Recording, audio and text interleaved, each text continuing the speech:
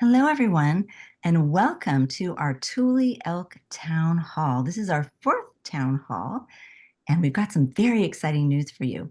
I'm Lisa Levinson, the campaigns director for In Defense of Animals, and it's our pleasure to present this Fireside Chat and Tule Elk Town Hall to you. I'm going to introduce a few of my colleagues here. We're all thrilled to see you. Thank you so much for joining us today. I'd like to introduce we've got Bob Price, our Hello, Director welcome. of Development, who's here today.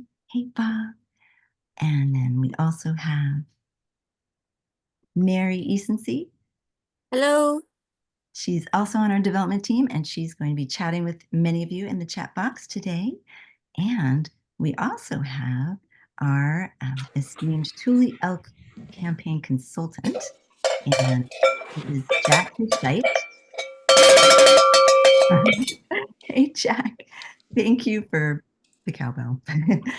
So we're so excited to have all of you here today. I'm going to turn it over to Jack, and he's going to take it away and tell you the latest and greatest news.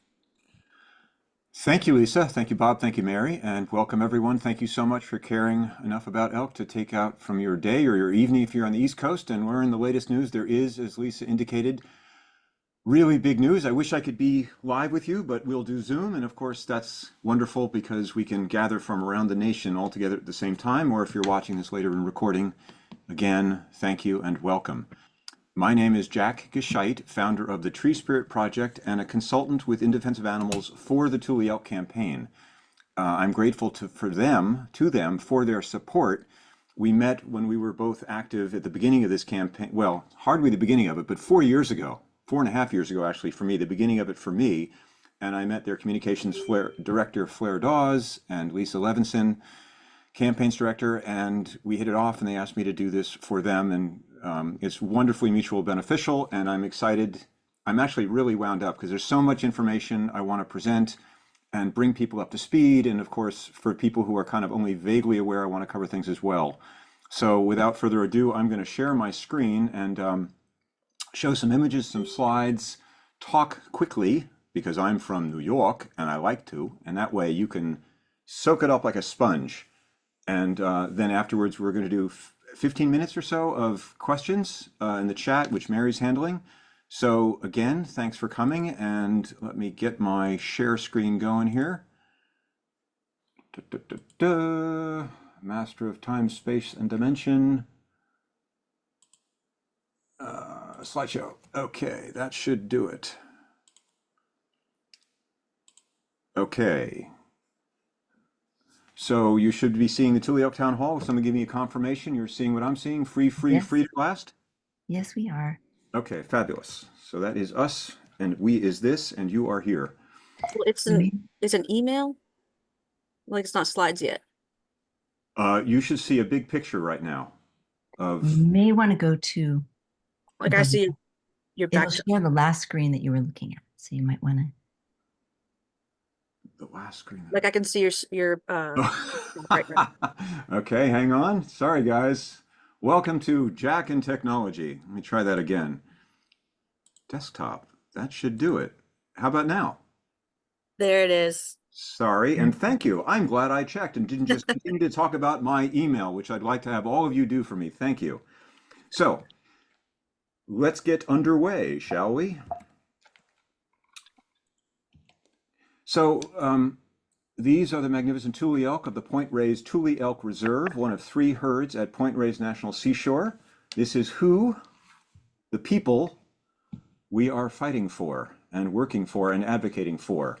I've been out there a few years now. Some people have been out there 10 or 20 years. One elk docent more than that, and one elk biologist that I know of about 30 years in the field. And to spend time with these guys and get close like this, I was just 20 feet away.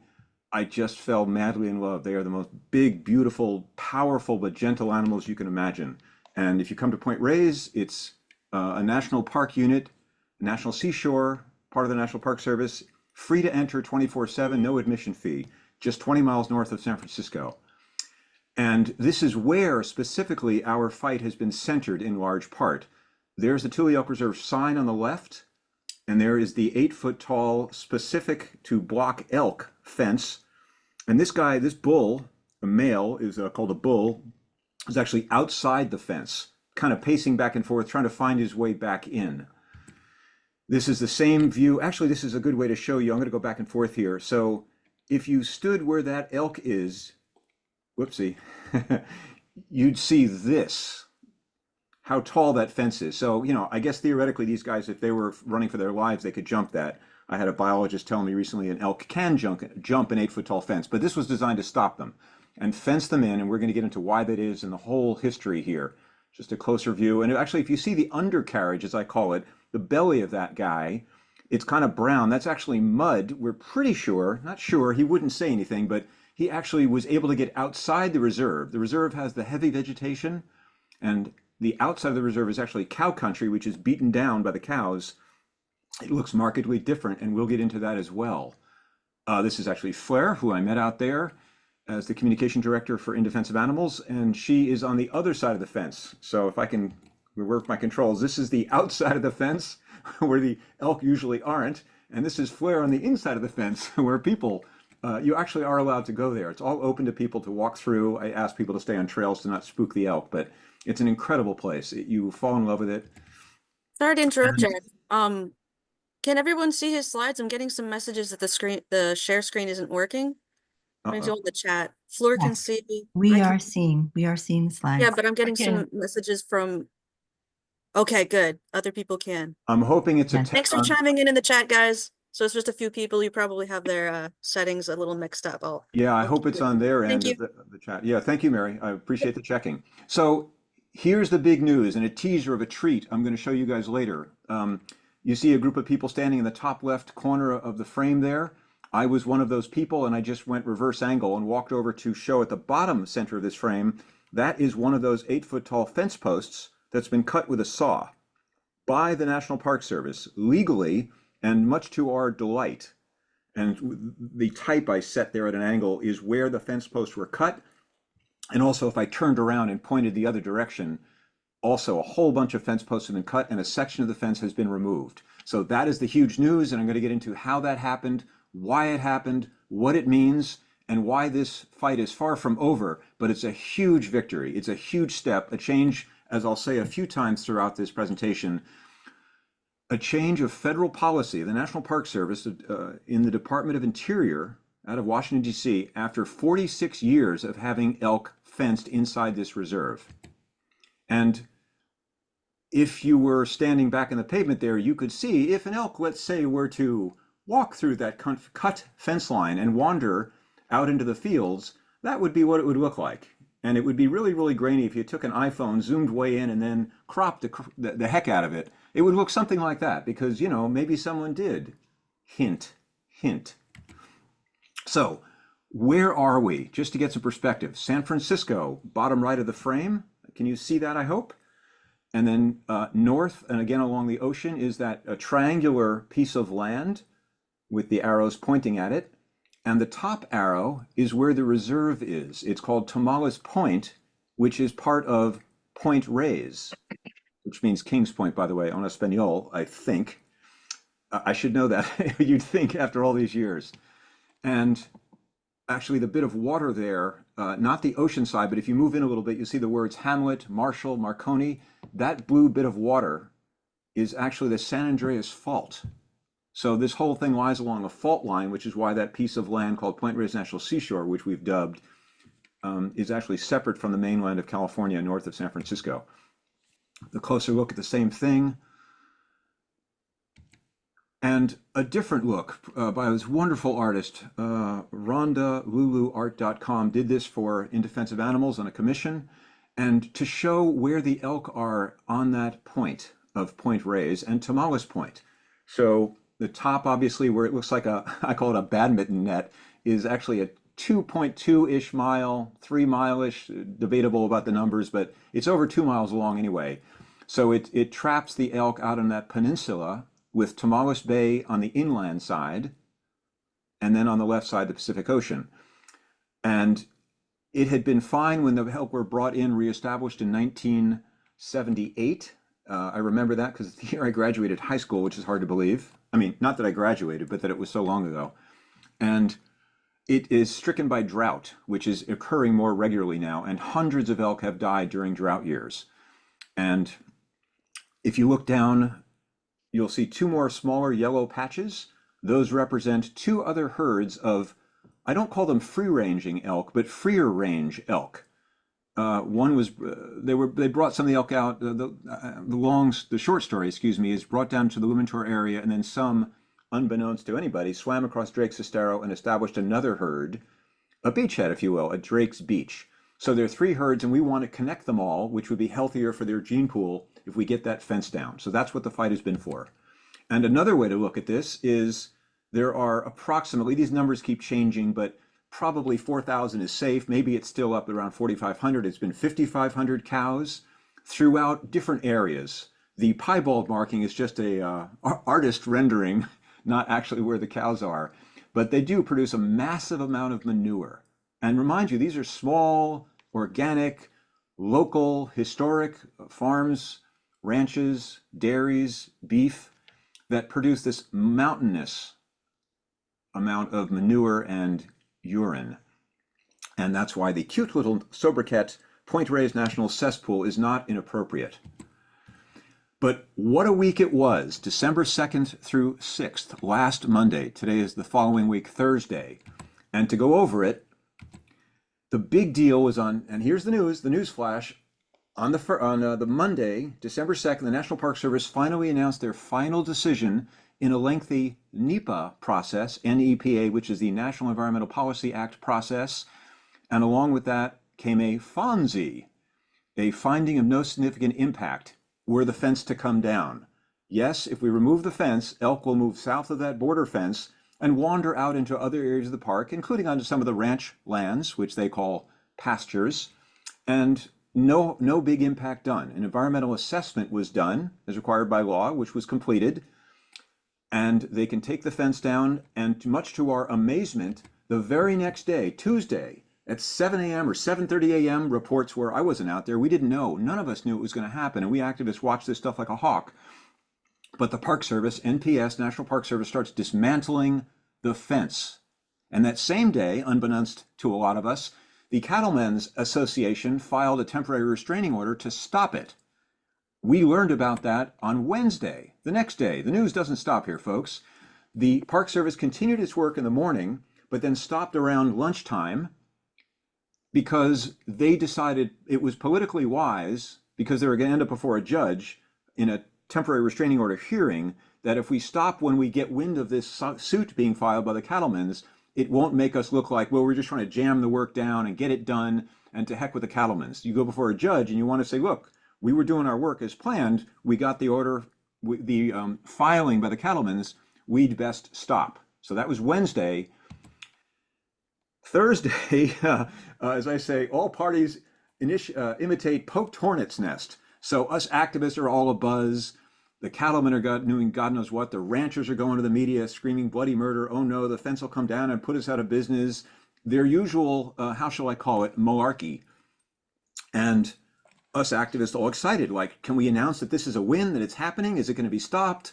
We were all going nuts, because this is, for me, only 4.5 years of work, and there's been many, many activists before me who've been out there for literally decades trying to make this happen. In fact, when the park was created, the idea was the ranchers would blink out about 25 years after the establishment of the park, which would put them at around 1987. But ranchers have stayed, and we'll get into that. And then in Friday, there was the hearing about the temporary restraining order. And I'll read it. Shenanigans ensue. It was just a 6.5-minute hearing, which is amazing. But the Park Service and the Cattlemen's Association stipulate, is the legal word that means nothing to me, but there it is, to cease work. They didn't take down more of the fence, but they could leave the part open. The cattlemen wanted them to put the fence back up and move 88 elk that were already on the pasture lands back inside the reserve, even though they may have come from the other herds. So I'll go into that as well, perhaps. The next date about this court matter, which is just one of 3 court matters, just one of 3 lawsuits, February 13th of next year. The parties will be in court to discuss a preliminary injunction. And if there's an attorney out there who can define for me specifically and concisely the difference between a TRO and a PI, because 3 have tried, good luck. So, the overview. Why is the fence coming down at all in its weird state of it's coming down, it stopped, it's coming down, it stopped? Where are we? Why? How did this happen? And the magic ingredients are activists, which attract media attention, which attract the public attention that we need. And then, of course, a raft, a closet, a cavalcade of lawsuits have also been involved in this. Now there are 3. You could argue there's a 4th, but let's keep it to 3 for the moment. So I want to touch on those as well at some point, but here's media. This is what we activists have been doing. Me with my Tree Spirit Project, In Defense of Animals has been supporting me and really making me feel just so backed up by a team of fellow activists and people who care about animals and gather people at the fence. And, you do this theater.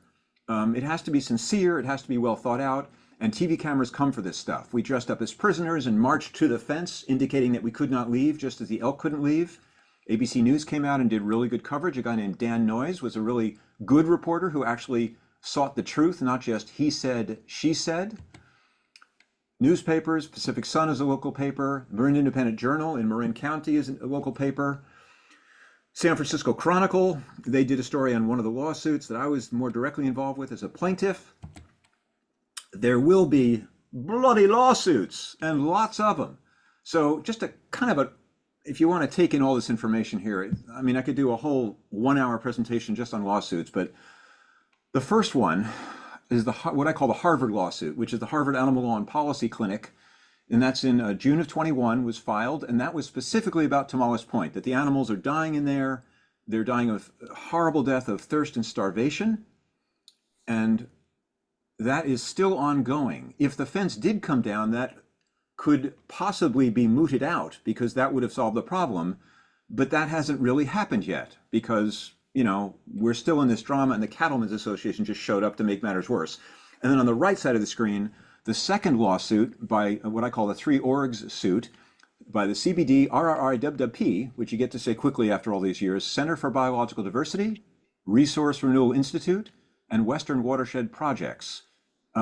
Those are 3 wonderful organizations. And I just really want to keep giving credit to so many people, so many organizations that have been involved in this for years. And it's tricky. If I just say one, it's like, why didn't you mention the 20 others? Well, that's because I only have about 40 minutes here to do this. And each of these people and groups deserve a lot of credit, along with In Defense of Animals, who I'm, speaking for on behalf to you now. And that was filed a little bit later in January 2022. That case is also still pending. It just got further complicated. That's a whole nother story. And then the third one, filed just last week. I like to call it a charmer, brought to you by the Cattlemen's Association of California. It's a trade group, a lobbying group for the industry, for dairy products and beef products, which is to say cows that we eat and drink the milk of.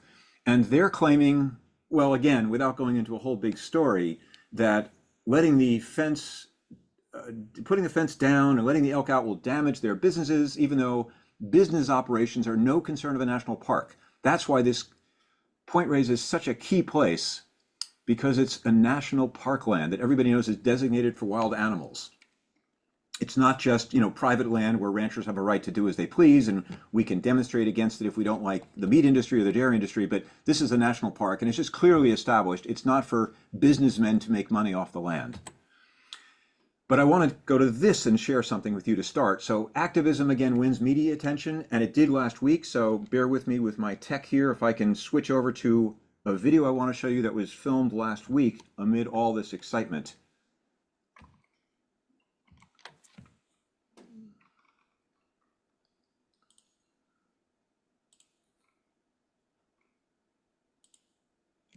After a years-long battle, the National Park Service took down a controversial fence that confined Tule elk at the Point Reyes National Seashore. The decision is already being challenged by ranchers. Our John Ramus has more on this drawn-out battle. For years, activists have been after the Park Service to take down this fence holding the elk herd captive at the Tomales Point Reserve. And when they finally agreed to do so, the question became, well, how soon? And now it turns out it's not taking very long at all.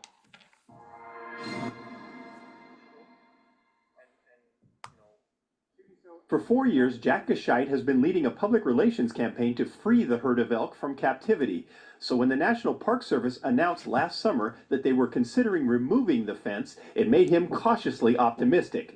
But today, he was simply without words. Wow. Wow. Wow. You see this?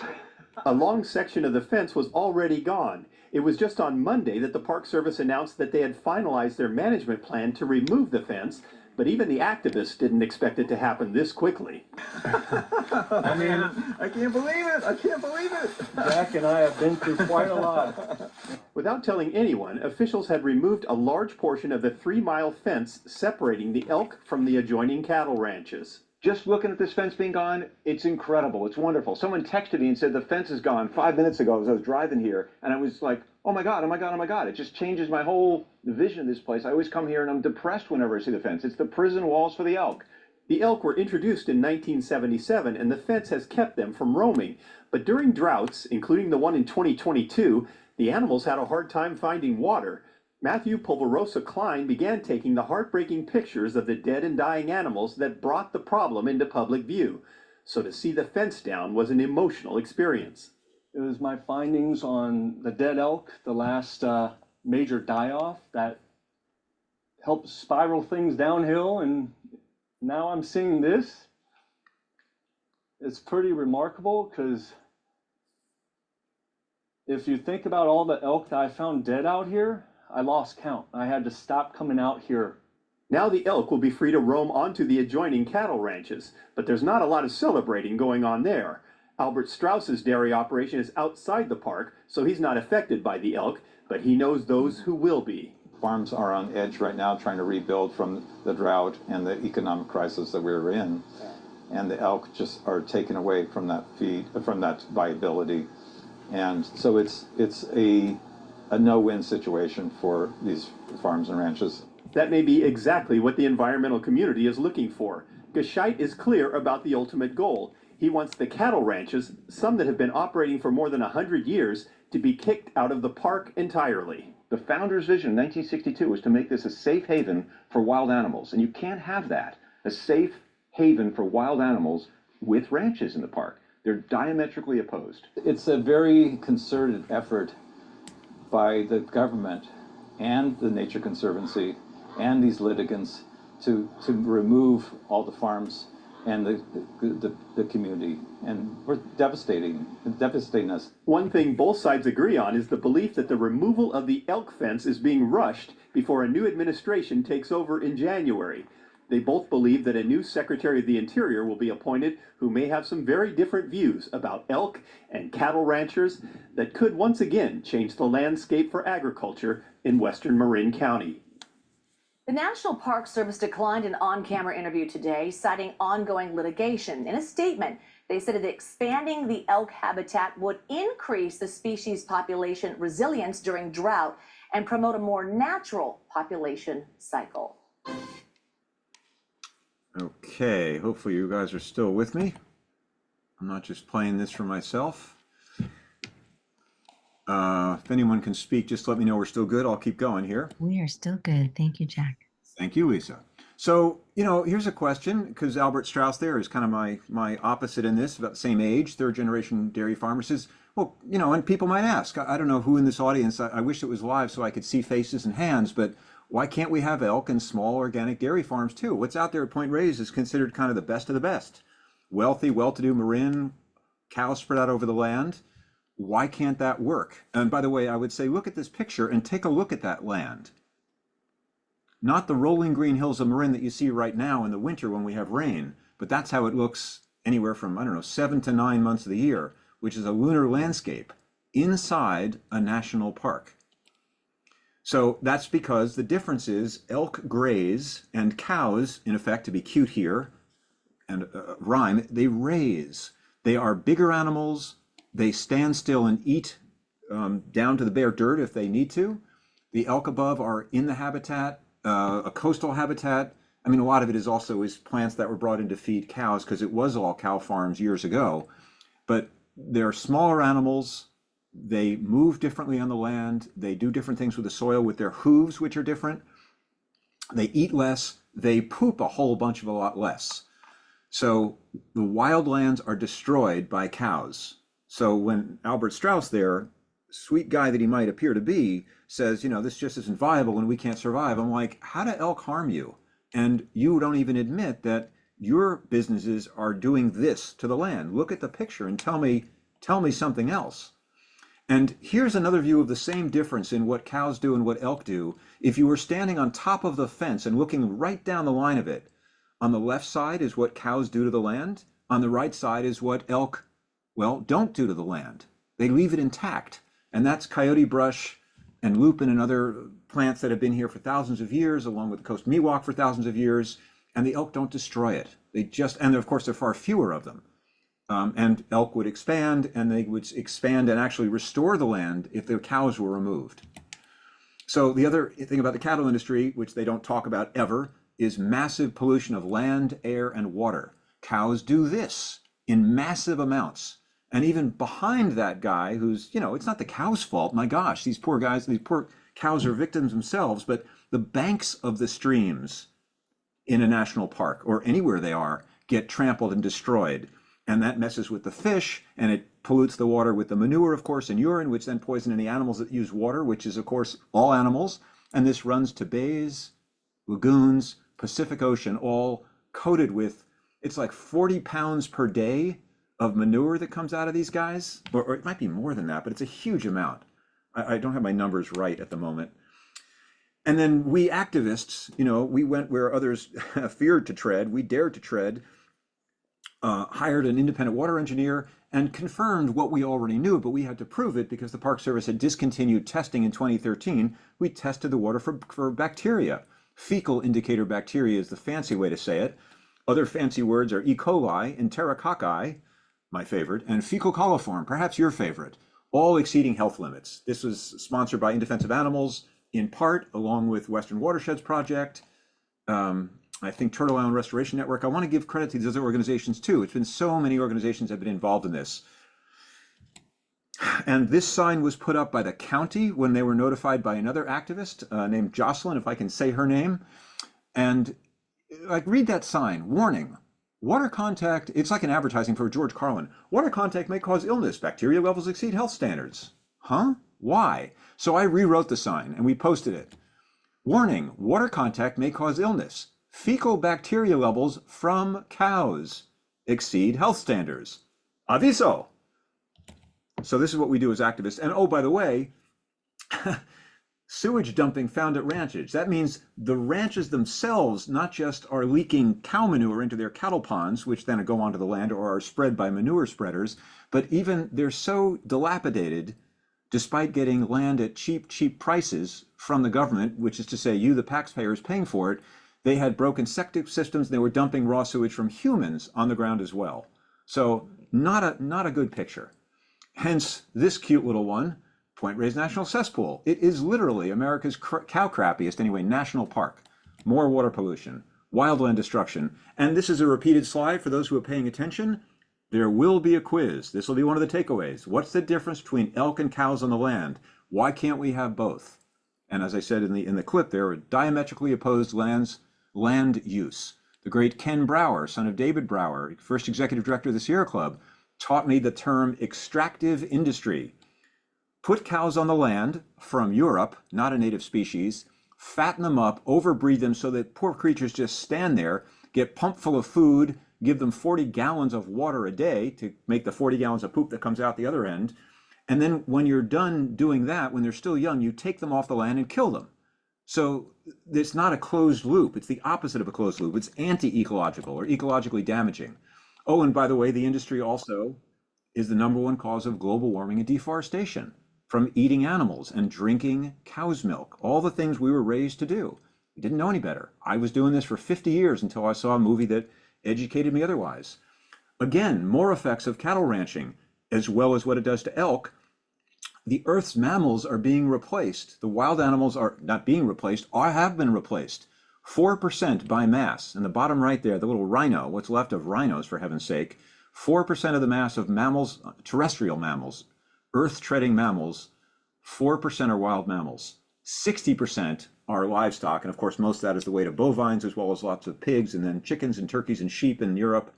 And of course, us humans play a big role in this too. We have already made most wild animals extinct, and we continue to do it in large part because of cows. Cow's milk, eating cows. And also cows produce pandemics. Ever heard of COVID?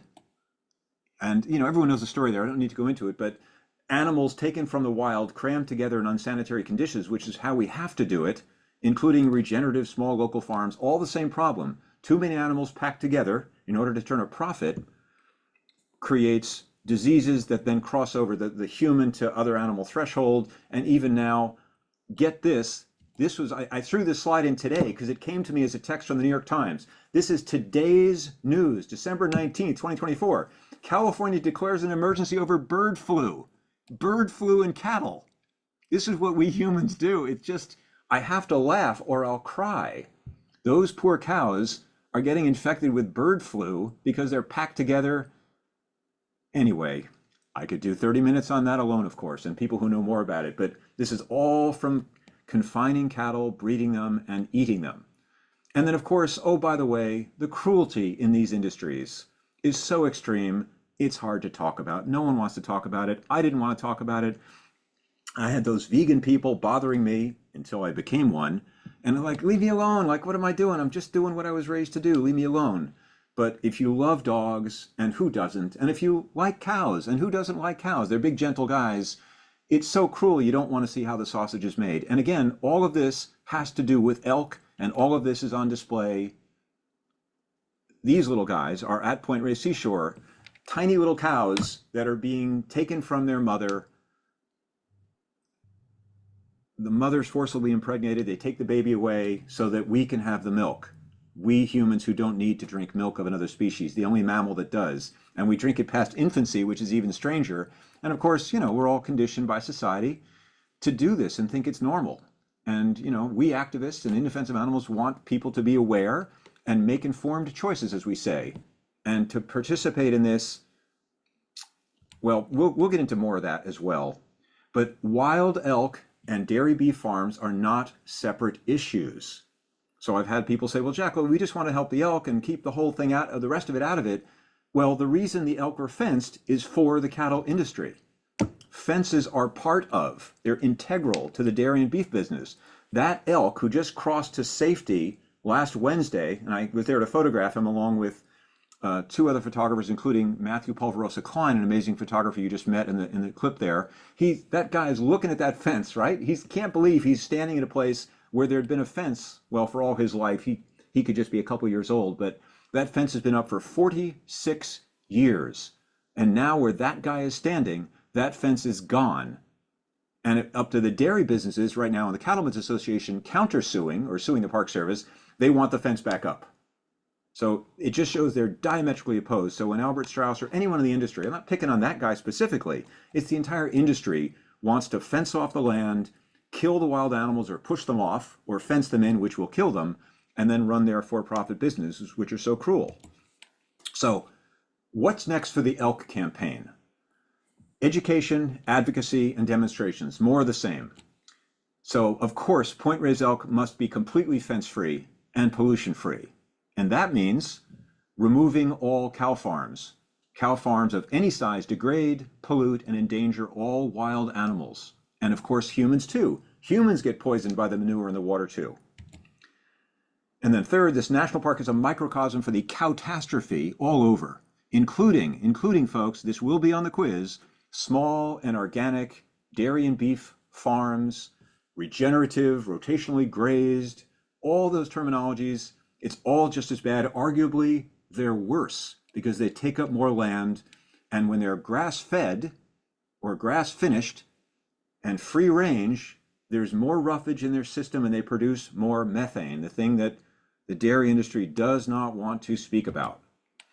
So you can help both elk and the cows by signing our alert. At some point soon, if it isn't already, Lisa or Mary is going to put the link to our alert in the chat. And then I want you to thank the Park Service for doing what they did and give them our support. And of course, spank the California Cattlemen's Association for what they're doing and let them know we're not going to keep our mouths shut. We'll tell people that if you buy these products, you're supporting this industry and death of animals, both, I was going to say foreign and domestic, animals both wild and domesticated. Please share this recording far and wide. Let other people know about it. And you can donate to In Defense of Animals for their advocacy. I'm consulting for them as part of my Tree Spirit project for next year, which is starting all too soon, a couple weeks away.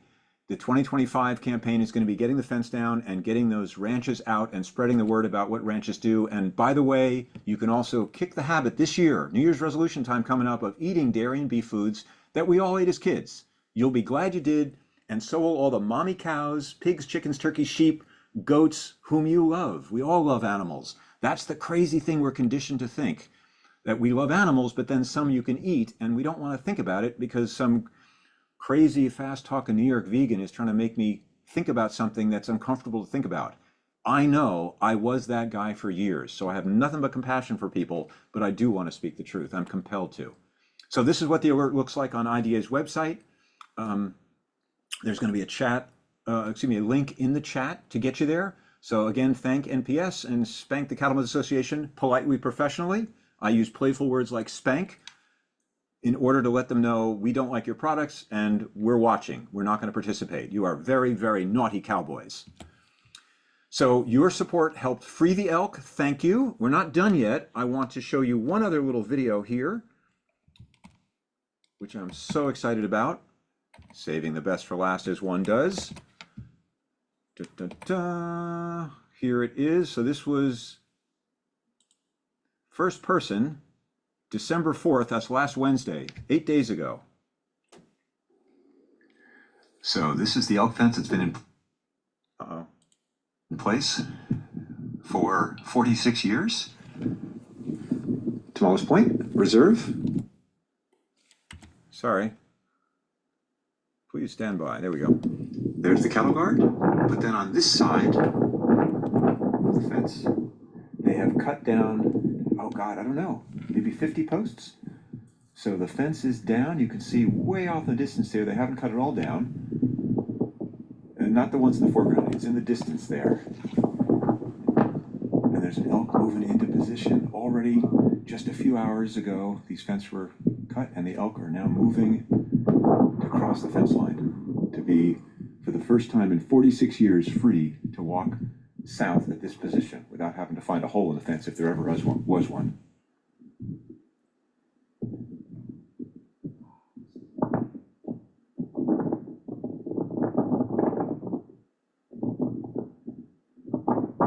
This elk is walking through the fence line.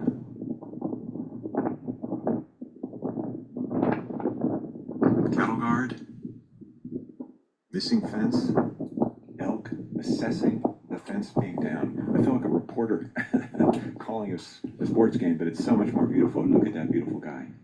Look at that beautiful boy.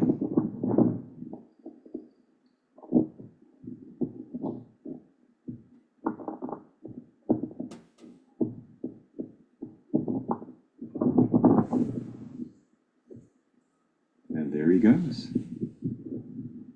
Crossing out of the reserve for the first time in 46 years, where a fence used to be. There's the road. There's the cattle guard. And there's the elk. Beautiful big boy. And another one right behind.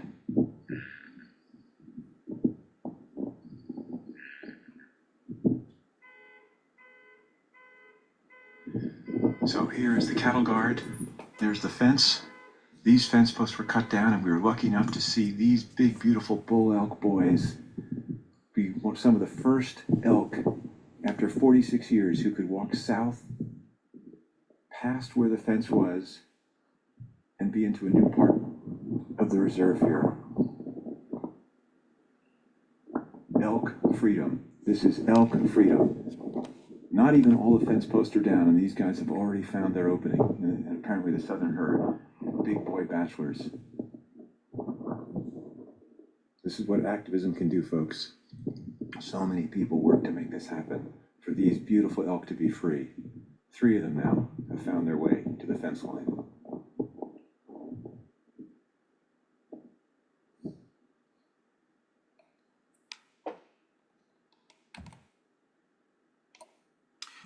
Okay, I'm back. That's the last video. Let me finish up here and get to your questions. Thank you, of course. That's a picture of one of those guys that just crossed there. The young ones, thank you. And of course, your continued support helps elk, cows, and all animals that IDA is constantly working for. IGAUSA.org, donate. Easy to find. And I think that is it. Yes, let me stop the share and get back to you. Okay.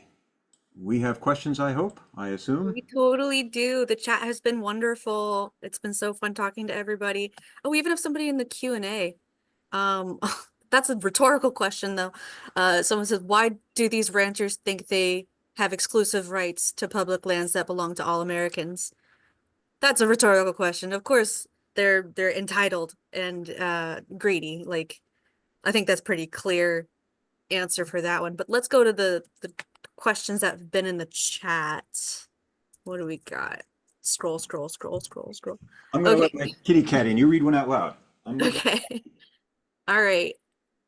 So earlier you were talking about the genetic health of the elk herds, and we want to combine all three. So someone asked if there is any concern about inbreeding in the fenced-in herds or the other two herds. Is that a concern that we have right now?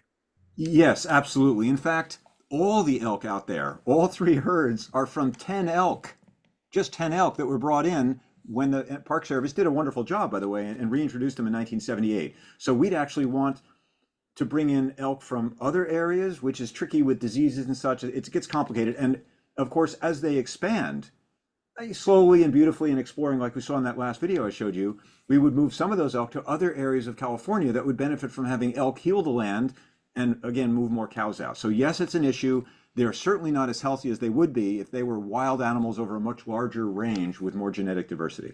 So it is a concern. All right. So someone, I think we addressed this throughout the talk, but someone was saying that they grew up on a cattle ranch and the deer roam free with zero issues between the deer and the cow.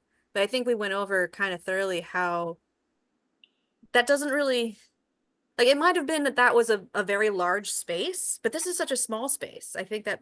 Well, I would say it on a bigger picture, what I would do is say, sure, in a fantasy world, if you have, 20, 30 cows on 50 acres of land, you can run a business, but it's not scalable. America's now 340 million Americans who eat a massive amount of meat and beef and drink a massive amount of dairy, milk, butter, cheese, yogurt, all that, ice cream, of course. And then we export it. It's a cash crop now. So it's the scale of it is the problem. If you go back 200 years, you could argue, it's doing it has some effect, but relatively minimal. Is too many people eating too much cow product. That's the problem. And then, of course, there's the ethics of it as well. But if you grow up on a dairy farm, I won't get into that's a whole nother discussion. But it's just for the economics of it, they need to take all the milk and do it on a big scale. And that's why you actually have CAFOs, concentrated animal feeding operations, like the infamous one in Bakersfield, that even congressmen will say, well, that's bad and that's dirty. As if you could then take 50,000 cows and spread them out over more land where? Especially in California, where they just drink too much water. It's, to quote the great Schuyler Thomas of The Shame of Point Reyes, a documentary film I highly recommend, shameofpointreyes.org, it's the most inefficient way to raise food for human consumption. To push food, whether it's out on a farm eating grass, a little, you have this romantic idea of the farm, I get it, but that was 20 years ago, 50 years ago, 100 years ago. It's just not the same America anymore, especially in the West, where water is such a scarce commodity. Wonderful. So one of the points being made in the chat that I thought was interesting was that there's a concern that even if we do get the ranchers out, how do we protect Point Reyes from developers in general? Because there was like an idea that the fact that the ranchers were there stopped other developments from coming in. And so they're like protecting the land. But Understood. Understood. Well, first of all, it was that's the argument. That's the binary, the false binary choice that all ranchers will do everywhere, which is if you don't have cows, you're going to have condos. And that forgets there's a third option, folks. That's called open space or national parks or national forests or wilderness. All these designations, which, I mean, America's done some good stuff. They really have. And this is specifically a national park, which is, it now has designation as protected. So it's sort of looking back in history and saying, well, 75 years ago, these places saved so and so land. Well, okay, great. Give credit where credit is due in Marin County, especially in the private lands. But times have changed, and that's not the calculus anymore. It's not, well, if these lands close down, how do we stop development? The same way we're getting the ranchers out with activism, with citizen involvement and people speaking up for what they want to have happen in their backyards. And you also can't do this industry in a way that's sustainable. And that's why the industry is now fighting back and coming out with sustainable farming and regenerative ranching and clean. It's the clean coal of the cattle industry, the whole regenerative myth. I've got a web page put up on my treespiritproject.com site /regenerative BS, because it's just marketing. And I used to be in advertising, which is why I speak too quickly. And anyway, next question. no, you're totally right. Okay.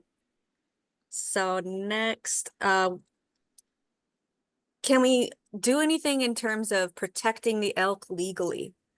Like, is it possible to protect them the same way we protect endangered species and the Great like? Or, question. Right. Because actually, it's funny. I did a podcast 2 days ago with Skylar Thomas, the Skyjack podcast, and we talked about, is there an endangered species listing for them? And the short answer is it's about I've spoken a lot about this in the last couple of years. It's a huge effort to get something listed. There's threatened, there's endangered. There's a lot of political resistance to it. And it's also tricky because the Tule elk is actually a subspecies. And would you designate other species that it mates with? There's also in California the Rocky Mountain elk and the Roosevelt elk, and they can interbreed. And then it's the issue with the owls right now. There's a spotted and barred owl competition in California, and we want to protect one, the northern spotted owl, and we're going to kill 500,000 barred owls to do that, which is insane, ecologically and ethically, and just in every reason it's insane, environmentally insane, but there's a push to do it because one is protected. So it's a raft of problems, and I would say this, ultimately it's enforcing the existing laws on the books. I mean, if you enforce the existing laws on the books, these ranchers would be out of business 30 years ago. They're actively polluting the park on the county regulations, state regulations, and federal regulations, as well as the Clean Air Act and the Clean Water Act, as well as getting cheap subsidized rents that people aren't aware of. The public doesn't know. These guys, some of them have like 10,000 acre ranches and they're paying like $3,500 a month. That's a nice setup if you can get it, right? I mean, you can get 10,000 acres in Point Reyes if you're a rancher, cheaper than you can get a one-bedroom apartment in San Francisco, 20 miles away. that's a good point, Pat, in the chat. The ranchers all have profitable ranches outside this park. They will do fine. That's a good point. They own lots of land. They're not like people of the earth, Well, also, I mean, Albert Strauss, we saw him there, is like, he does the what I call it, the Oh Poor Us Ranchers poverty tour. Yes. Oh no, it's like, my God, your land is worth millions if you sold it to the county. I mean, and of course, he doesn't actually own land in the park. He owns across the bay in Marshall, across the Tamaulipas Bay from the park, but he pulls his milk from two of the dairies. That's why he's got a financial interest in it. But these guys could retire just comfortably. It really is as we call it, the Marin County milk money mafia that just cries poverty and gets these huge subsidies. I don't like the word corporate welfare, but I haven't come up with a better phrase for it. They're just getting huge handouts, and then they just misrepresent and say they're the victims when they're the perpetrators on the land. Right.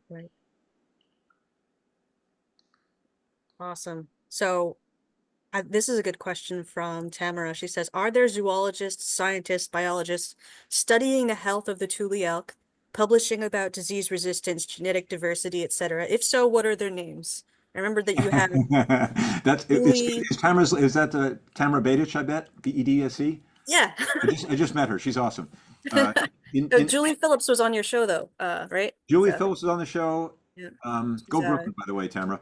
To Julie Phillips on the show, and then she turned me on to another, actually a physician scientist named Rick Landman. So both Julie Phillips, two L's, and Rick Landman. I don't know his website offhand. Oh, Lee. that's right. He doesn't have one. Lanman.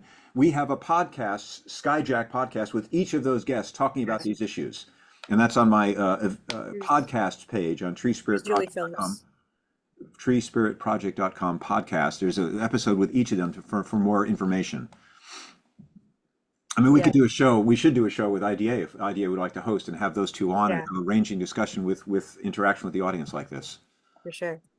Yeah, that was a really good one. I recommend people go to the Tree Spirit Project website and see that. So that was great. Okay. Here's another good one. Ranchers are notorious for eradicating predators. What will be happening with animals such as wolves, etc.? So there's, yes, they are notorious for harassing and killing. If they can't harass it away or chase it away, they'll shoot it. There's in the industry, it's called shoot, shovel, and shut up. So we're a little freaked out right now that the ranchers are pissed off and feeling desperate, and they'll do some very bad things in the dark of the night. So we're probably going to organize a community watch to be out there. You're allowed to be out there and just make sure we don't hear gunshots or see ATVs with headlights chasing animals out there, and just keep them honest, which is to say legal.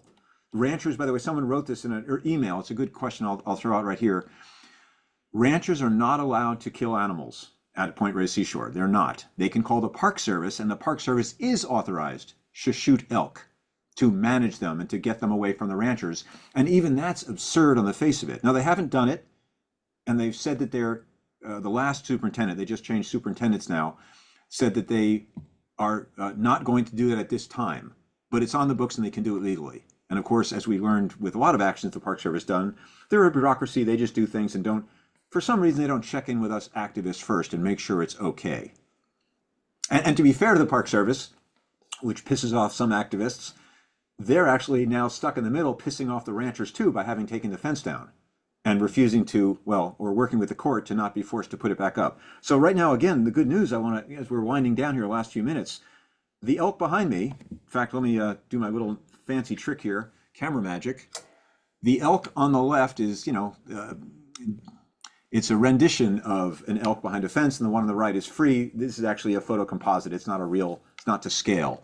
But the elk actually have that big opening, the fence you saw in the video, and they can wander outside.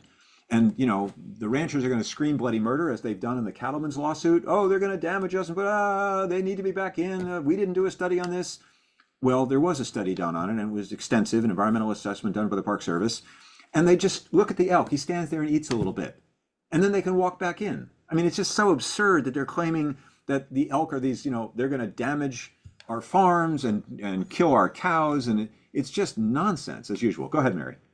Yeah, I was just thinking, you were mentioning all these things that are the differences between cows and elk in terms of their biology and how they function with the land, where cows were not meant to be here. We basically manufactured them. We bred them genetically to be what they are now, to make meat and milk. They're not meant to live like this, and be bred so ridiculously. In addition, besides the biological differences, I think a big difference is just the sheer quantity. The elk, we're talking about the hundreds, maybe. There's about 700 elk in the reserve right now, Right. and they should be free to breathe. And there should be thousands. That'd be great. And then spread out over the 71. The reserve is 2,600 acres large. Mm-hmm. The park is 71,000 acres. Now, of course, not all of that is going to be ideal elk habitat, but there's a lot more land out there for them to use. And so what? It would be not so what? They would actually be having a healing effect on the land. And the largest healing effect on the land is stopping the massive daily damage that cows are doing. The innocent little, that's the thing that's so hard for people to understand. And I understand why it's hard to understand. I've lived in San Francisco 25 years. For 20 years before I became involved with this campaign, I would drive into the park and I'd see, the sign for Dairy of the Year, 2007. I won't even name names. It doesn't matter. And then there was some elk, and then there was a beach, and then there was a forest. I'm like, who knows what's going on here? You don't know that the ranchers don't even own the land. They're leasing it from the Park Service, and they were paid the equivalent of $350 million in the 1960s and 70s. They were paid money to get out after roughly 25-year leases for most of them. And then they lobbied hard as that time approached, which would be 1987, to get another lease extension. Well, let us stay 5 more years, 10 more years, 10 more years, 5 more years, all the way up to the present moment. And now they're rewriting history, mind you. And this is also on the quiz, and saying we helped create the park. I've heard a rancher recently say that. We helped create the park. If it wasn't for us, there would be condos. They fought it bitterly. Ken Brower, again, has taught me so much, an environmental writer, not an activist per se, but a truth teller. He knows the history. He was around when his father signed this park into existence in 1962, JFK's signature in the Oval Office. And he's the one that taught me extractive industry term, but he said the ranchers fought this tooth and nail. They pushed back. They did not want this, but they took the money and they were supposed to leave. Some of them bought land outside the park. As you mentioned, they have somewhere to go. And now, of course, another wrinkle is another rancher attorney has sued because, the poor ranch hands will be out of a job. And of course, they are also victims. They have no benefits, they have no contracts, they have no vacations. Who knows what they're being paid? I mean, it's kind of like modern slave labor for immigrant labor in this country, which is going to be a big issue with the new administration. And I feel sorry for them, but it's not, there's no legal right for them to be living in a national park. And if the ranchers really cared about them, they would provide jobs for them at other ranches. But they don't. It's, what is it? I don't even know. I was going to say crocodile tears, but I see Lisa there, and I know not to say crocodile tears because crocodiles are big, beautiful, sentient lizards. Or that's not even, it's not a lizard, but it's false human tears. That's what it is. It's More nonsense. False sympathy and nonsense. Yeah. But like you were saying, all of the people who are working in large ranches and any animal farming industry, they're subjected to just the worst stuff. It's like the fumes, the violence, it's sick is what it is. And I feel for anyone who has to do that as the only job that they have available. You know, it's a terrible life to be living, not just in the farm as an animal, but in the farm as a person. So thank you, Mary. And Lisa's back to close us out here when she's muted at the moment, Lisa. But I wanted to thank everybody again for coming and caring. Please go to idausa.org to donate or to /elk to keep up with this issue. You can also find me on my treespiritproject.com website. Thank you. And emails to me in any form are welcome, and we'll answer stuff, as do all the wonderful staff at IDA. You have something else to say, Mary? There was another question asking if they were going to get like this slideshow, because I know we're going to post the video. Lisa will talk about this. I think she will mention what's going to happen here with this. Yeah, thank you. Whatever you guys want. Thank you so much to everyone for joining us this evening. It's really been exciting, actually, to hear all the updates, especially thank you to Jack for preparing that incredible presentation. And yes, everyone who registered for the event today will get a link with this the full presentation and a replay, and all of that will be available to you. So we want to thank you so much for joining us today. It's really been a pleasure, and we appreciate your support, especially with this Tule Elk campaign. We know that it's really important to all of you, and we want to keep you posted on everything that's going on with it. So please stay tuned to our website, which we put in the chat, that's specifically dedicated to elk news. And we want to thank everybody for joining us this evening. Thank you. Thank you so much. Stay tuned for, also you'll get an email with a lot of resources. All the ones that we put in the chat today, you'll also get by email. Including how to go vegan, right, Lisa? If you want support with that, you guys, IDA is happy to support people on a New Year's resolution. It's the perfect time of year to, if you love animals, and we know you do, you can do the right thing and change your habits. That's all. It's wonderful. Thank you, Jack, and thanks to everyone. Have a good and happy holidays. Thank you. Happy holidays. Bye, everyone.